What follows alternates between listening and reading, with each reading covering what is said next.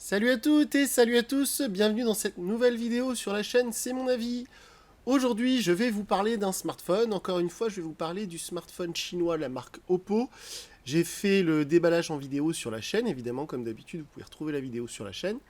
Et donc c'est le Oppo RX17 Neo.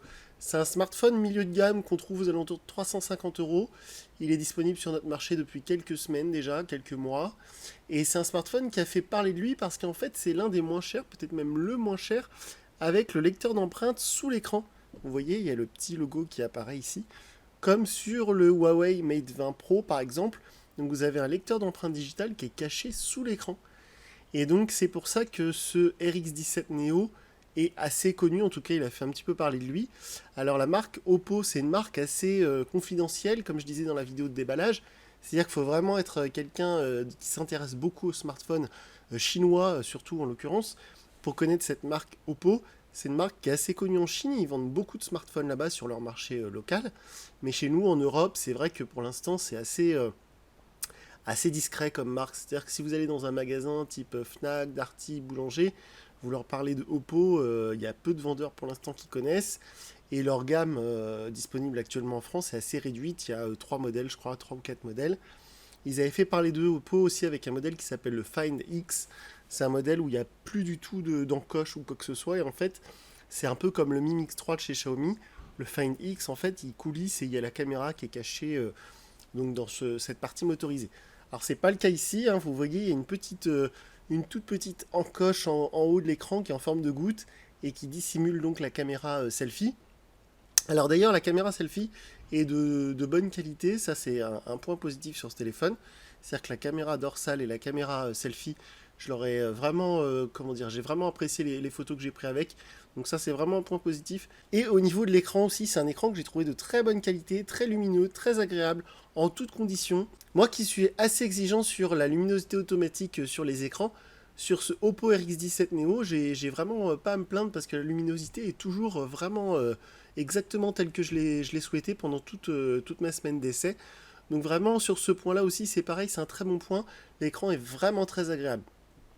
Aussi un autre bon point, c'est que ce smartphone, je le disais dans ma vidéo de déballage et ça s'est vérifié au quotidien, c'est qu'il est très grand mais il est très léger.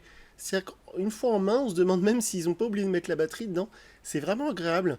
C'est vrai que par exemple, bon bah voilà, je sais que beaucoup d'entre vous n'ont pas du tout apprécié ma vidéo où j'ai testé le Xiaomi Mi Mix 3 parce que en l'occurrence, je le trouvais très massif et très lourd. C'est vraiment le même format et pour le coup, ce RX17 Neo, il est vraiment plus léger que le fameux Mi Mix 3. Alors de la même manière, vous avez la reconnaissance faciale sur ce Oppo RX17 Neo qui n'était pas sur le fameux Xiaomi Mi Mix 3 que j'ai pas apprécié. La vidéo, vous pouvez la voir sur la chaîne, je me fais insulter dans les commentaires.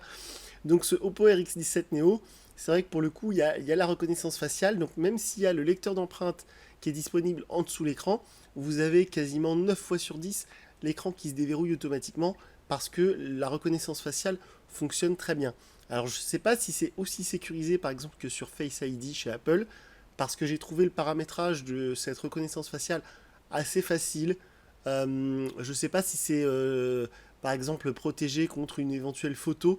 En tout cas, une chose est sûre, c'est que ça se déverrouille pardon, très facilement, à peine on a le visage devant. Donc au quotidien, c'est assez pratique, ça marche assez bien. Sur ce Oppo RX17, j'ai eu vraiment aucun souci au niveau Wi-Fi, 4G, 4G+. C'est vrai que c'est toujours une crainte quand on a un smartphone comme ça qui est importé depuis la...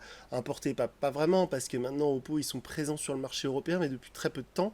Et fut un temps, quand on achetait des smartphones importés depuis le marché chinois, on avait parfois des problèmes avec la 4G, et certaines bandes 4G, notamment chez certains opérateurs, étaient très mal couvertes par les appareils. Là, c'est pas du tout le cas, c'est un processeur Snapdragon de chez Qualcomm, donc il n'y a aucun problème de ce côté-là. Alors je me suis fait un petit pense-bête pour essayer de rien oublier, parce que j'ai quand même apprécié ce téléphone, même s'il est un petit peu, comment dire, un petit peu à part. Ça fait longtemps que j'avais pas eu un smartphone aussi exotique. C'est-à-dire que quand on l'utilise, on sent que ça, comment dire, que ça n'a pas été conçu pour notre marché. Il y a des petites différences, des petites choses qu'on trouve sur ce Oppo qu'on ne trouverait pas sur un autre smartphone concurrent, par exemple chez Xiaomi, chez Huawei, chez Honor ou d'autres marques, chez Asus par exemple. Alors je me suis fait une petite liste. Donc effectivement, l'écran est lumineux et agréable, ça il n'y a pas de souci. Il y avait des applis publicitaires quand je l'ai installé. Quand j'ai ouvert, quand je l'ai déballé, pardon, quand j'ai commencé à installer mes applis, etc., il y avait des applis qui étaient déjà installées. Bon, ça, on en voit beaucoup maintenant chez quasiment tout le monde. Même sur certains modèles haut de gamme, on trouve maintenant des applis préinstallées. Donc, ça ne choque plus personne. Alors oui, par contre, je sais pas, c'est quoi cette obsession pour la sécurité chez Oppo. Je sais pas si c'est un choix purement commercial, purement marketing, ou si c'est vraiment là-bas une obsession, ou si c'est spécifique à Oppo.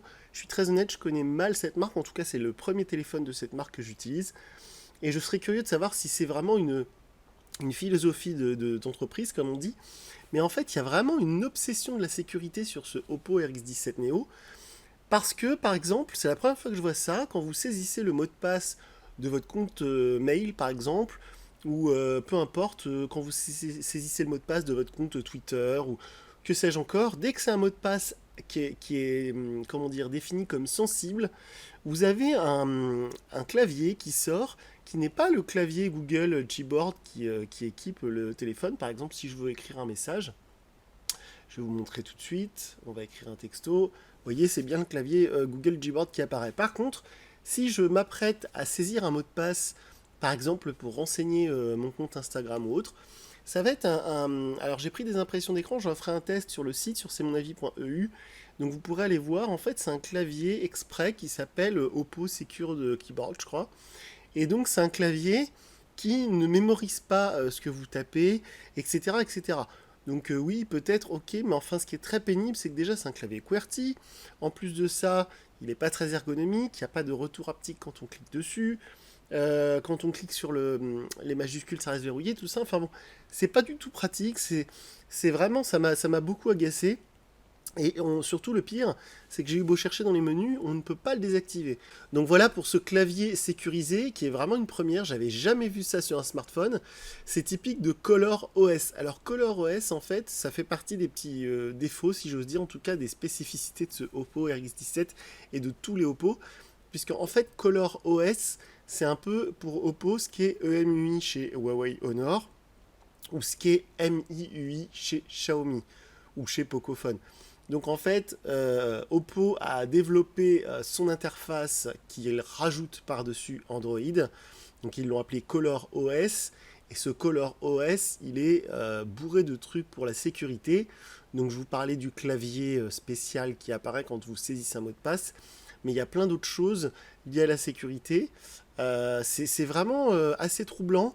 Par exemple, on ne peut pas faire d'impression d'écran quand vous êtes en train de saisir un mot de passe. On ne peut pas faire d'impression d'écran dans certaines conditions en fait où le téléphone juge que c'est trop sensible ou que votre écran laisse apparaître des informations sensibles.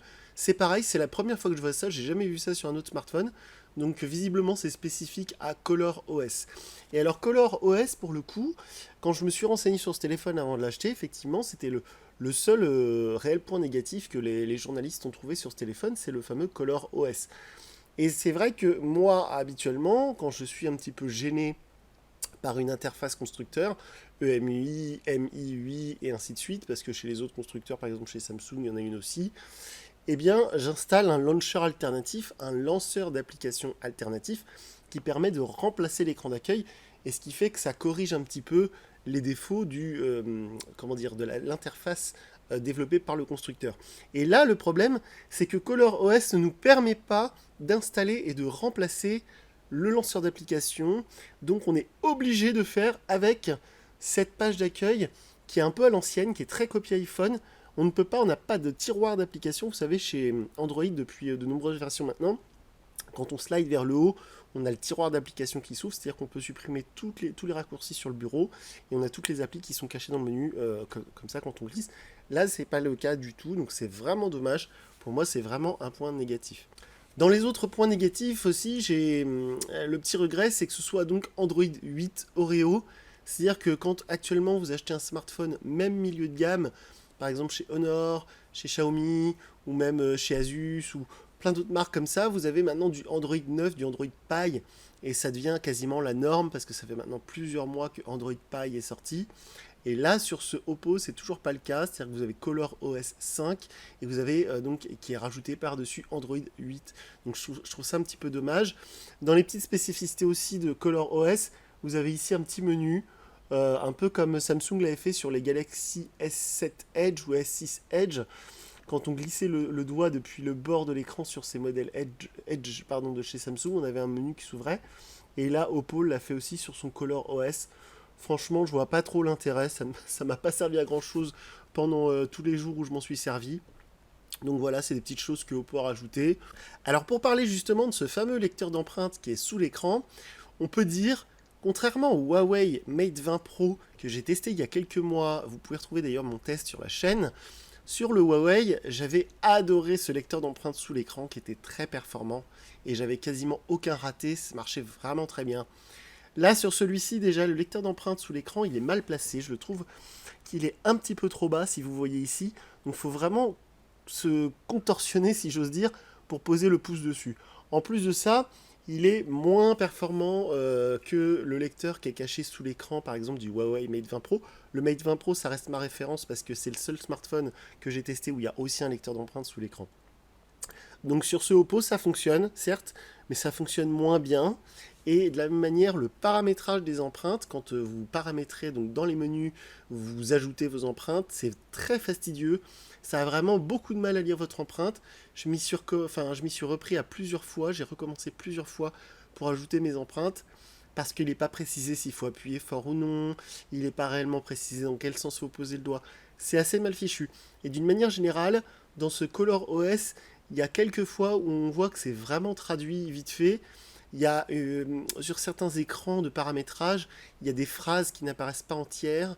Il y a un petit bout de la phrase qui est caché, par exemple, par un autre menu, etc.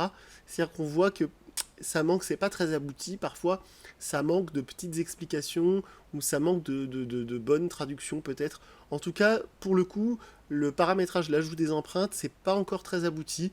On arrive à le faire, on s'en sort très bien. La preuve, c'est que je l'ai fait, ça marche. Mais heureusement qu'il y a la reconnaissance faciale. Parce que ce lecteur d'empreintes caché sous l'écran, autant ça marchait très très bien sur le Huawei Mate 20 Pro, autant ça marche moyennement sur ce Oppo RX17 Neo. Donc dans les points positifs, j'ai parlé de l'écran qui est très lumineux, très agréable. Évidemment, le téléphone est très performant, j'ai eu aucun problème de lag, aucun problème de performance, ça marche très bien, c'est très fluide. Le téléphone est très léger. L'autonomie, j'ai trouvé l'autonomie excellente. Un autre point positif sur ce Oppo RX17 Neo, c'est la qualité du haut-parleur. Alors, il n'y a pas de haut-parleur stéréo, ça je m'en plains souvent sur les smartphones, alors après je vous vois râler dans les commentaires, oui, mais de toute façon, on ne peut pas l'avoir sur un smartphone où il n'y a plus de bordure, machin, bref. Peut-être, en tout cas c'est vachement grave quand on veut regarder une vidéo, un film, quand on veut écouter de la musique, etc. Donc là il n'y a pas de haut-parleur en stéréo, c'est-à-dire que vous avez que le haut-parleur de ce côté-là, vous n'avez pas de haut-parleur du côté écouteur pour les appels. Par contre, le haut-parleur qui est caché dans la petite grille ici, il est vraiment très puissant. J'ai rarement eu un haut-parleur aussi puissant sur un smartphone. J'ai écouté de la musique avec et c'est vraiment hyper puissant. Donc ça, pour le coup, c'est vraiment un point positif. Alors, il n'est pas du tout étanche, certifié IP67 ou 68. Par contre, du coup, il y a une prise jack. Ça, c'est vrai que c'est assez pratique. Et c'est par contre du micro USB, c'est pas de l'USB type C. Une petite parenthèse d'ailleurs, c'est au niveau de l'assemblage, au niveau de la finition. C'est vrai que pour le coup, ça fait pas très haut de gamme. Autant j'avais été emballé par le packaging lorsque j'ai déballé le téléphone, vous pouvez le voir dans ma vidéo de déballage, la manière dont il est assemblé, la manière dont il est construit, je trouve que ça fait pas très haut de gamme. C'est-à-dire que ça fait vraiment un petit peu comme ces smartphones chinois qu'on trouvait il y a quelques années maintenant. C'est-à-dire qu'on voit vraiment que c'est un écran qui a été juste inséré comme ça dans le châssis. C'est pas gênant au quotidien, mais pour quelqu'un qui aime les très beaux objets, il n'y a pas longtemps j'ai testé le Nokia 5.1 Plus. Au niveau de la finition, ça n'avait rien à voir. Donc ça, c'est une petite parenthèse. C'est au niveau de l'assemblage, au niveau de la finition. C'est vrai qu'on n'est pas non plus sur du haut de gamme, on est sur du milieu de gamme, malgré ce dos anodisé très joli. J'ai d'ailleurs détecté des petits problèmes de fabrication, je pense, parce que là, je ne peux pas vous le faire voir sur la caméra, mais sur certains angles en plein soleil, j'ai remarqué que les petits reflets en fait sur l'écran, en bas, au niveau de la collure, on va dire, au niveau de la colle, au niveau des deux parties en bas qui se rejoignent, vous avez des petits reflets qui montrent que justement, soit ça a été collé, soit il y a eu... c'est difficile à décrire, mais on voit qu'il y a des petits ratés, des petites choses ici. Bon, bah c'est pas trop gênant au quotidien, mais ça donne un sentiment de produit pas très très fini en fait. Un dernier petit point négatif aussi sur ce Oppo RX17 Neo, qui m'a malgré tout laissé une bonne impression, je ferai ma conclusion juste après, mais c'est vrai que dans les petites choses un peu désagréables sur ce ColorOS, c'est la gestion des notifications. Parce qu'en fait, quand vous avez des notifications, vous recevez des messages ou des notifications des réseaux sociaux ou par exemple des informations quand vous installez une application qui vous donne des infos, genre BFM ou que sais-je encore. En fait, en haut, dans la barre des tâches, vous n'avez aucune icône qui apparaît.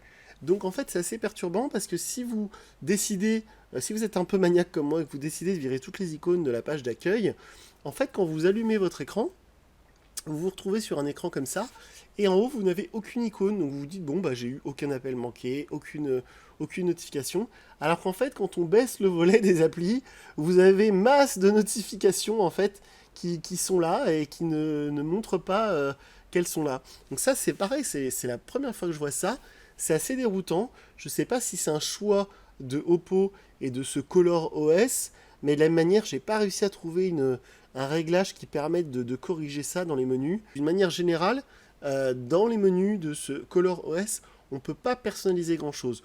On ne peut pas personnaliser l'écran d'accueil, on ne peut pas personnaliser donc cette histoire des notifications, on ne peut pas désactiver les fonctionnalités de sécurité qui sont très agaçantes, par exemple l'impossibilité de prendre des impressions d'écran quand on est sur une application dite sensible, etc. Et de la même manière, une petite chose aussi que j'avais jamais vue auparavant, c'est que quand vous faites le multitâche, vous avez des applications en fait qui sont verrouillées avec un petit cadenas. Et en fait, ça signifie que si vous videz votre cache en appuyant sur le bouton, eh bien ces applications-là ne sont pas fermées. C'est pareil, c'est la première fois que je vois ça sur un smartphone Android. C'est-à-dire que quand vous ouvrez votre truc, si vous voulez vraiment fermer ces applis, il faut le faire manuellement. Vous ne pouvez pas le faire avec le bouton qui habituellement ferme toutes les applis. Donc ça, c'est assez spécifique. Première fois que je vois ça, c'est vraiment, comment dire, spécifique ColorOS a priori. Donc pour conclure sur ce RX17 Neo, je dirais que c'est vraiment un smartphone à part. Ça fait longtemps que j'ai pas eu un smartphone aussi exotique, aussi étrange. D'un côté, il est assez agréable, je dirais même très agréable à l'utilisation parce qu'il est fluide, l'écran est très lumineux, l'appareil est vraiment léger compte tenu de sa taille, l'autonomie est bonne, l'appareil photo est très bon, que ce soit l'appareil photo selfie ou l'appareil photo dorsal. Les performances sont bonnes, il capte bien la 4G, le Wi-Fi, pas de souci avec ça. Donc au quotidien, c'est un appareil qui est agréable à utiliser, il n'y a pas de souci là-dessus. Mais c'est vrai qu'il y a certains détails qui, jour après jour, ont vraiment commencé à m'agacer. Et c'est vrai que du coup, si je devais vraiment choisir un téléphone Android aujourd'hui pour faire mon téléphone principal, ce serait pas ce Oppo X17 parce que je sais qu'il y a des petits désagréments comme ça qui finiraient par vraiment m'agacer au quotidien. Pour terminer aussi, je dirais que là où j'ai été assez surpris, c'est que je pense qu'ils ont été obligés vraiment de baisser les coûts sur beaucoup de petits détails pour réussir à intégrer le lecteur d'empreintes digitales sous l'écran. Parce que ça fait longtemps que j'avais pas vu un smartphone à 350 € avec des petits détails de finition comme je le dis précédemment, c'est-à-dire qu'il y a des endroits sur le téléphone où on sent que c'est fait un peu à la main, si j'ose dire. Et c'est vrai qu'aujourd'hui, on est tellement habitué à voir des appareils, mais vraiment, vraiment, vraiment très, très bien construits, même aux alentours de 100, 200 €, notamment chez Xiaomi, chez Honor, chez Asus, chez plein d'autres marques actuellement sur le marché. Bah, du coup, c'est vrai que ça saute tout de suite aux yeux. Donc voilà pour ce Oppo RX17 Neo. C'est vraiment un drôle d'appareil, un mélange assez étrange. Je suis très content de l'avoir essayé, je suis très content d'avoir réussi enfin à me le procurer, parce que c'est vraiment vraiment spécial comme téléphone. C'est vraiment à part sur le marché. Je pense que la personne qui a acheté le Oppo Find X quand il est sorti l'année dernière, qui coûtait quand même 1000 €, il a dû être un petit peu désorienté, un petit peu perturbé, parce que c'est le même système d'exploitation que sur ce RX17 Neo. Et pour le coup, c'est assez spécial quand même. Il faut s'y faire. Et il y a quand même certains détails qui au quotidien sont très agaçants.